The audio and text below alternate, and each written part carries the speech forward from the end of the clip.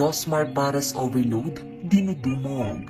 Proud na ibinahagi ng CEO/content creator na si Rosmaritan Pamulaklakin, aka Rosmartan, ang tila matagumpay niyang bagong tayong business na isang paresan na tinawag niyang Rosmar Pares Overload. Sa Facebook nito ay todo flex si Rosmar kung paano dinudumog at dinadagsa ang kanyang resort na R Mansion Resort and Resto Bar sa Calauan, Laguna. Dahil sa offer nitong pares na kung saan merong lechon kawali plus chicharon bulaklak with only java rice or white rice, only sabaw, soft drinks, only swimming, only laro sa playground, only beer pong at only basketball arcade. Ibinahagi rin ni Rosmar na hindi pa man tuluyang nagbubukas ang kanyang paresan ay may ilan ng mga nakapila. Bukod dyan, may ilan na rin mga food vlogger ang dinayo ang resort ni Rosmar para i-vlog ang kanyang pares business.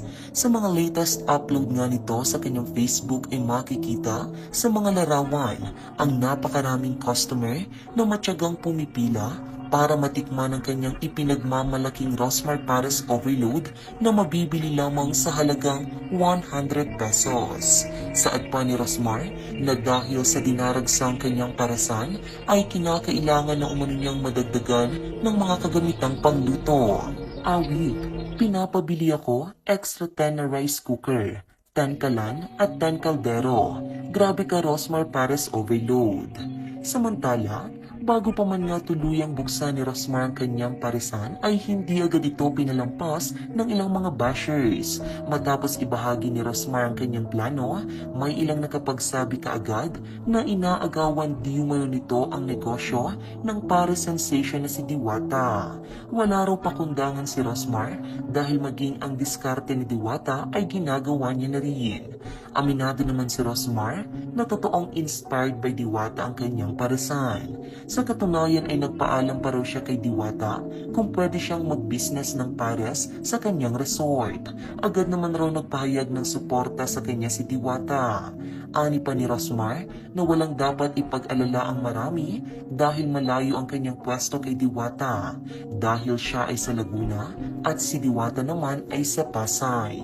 Samantala, narito naman ang komento ng mga netizens.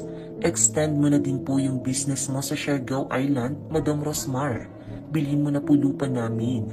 Doon, sure ako, marami kang maisip na i-business kasi overlooking po ang place. What? Patayo ka na second branch dito sa Negros, Ma'am Rosmaritan Pamulaklakin. Ganun talaga ang business. Nauna lang si Diwata Pares Overload. So siya lang kay Rosmar kasi may pa-only swimming.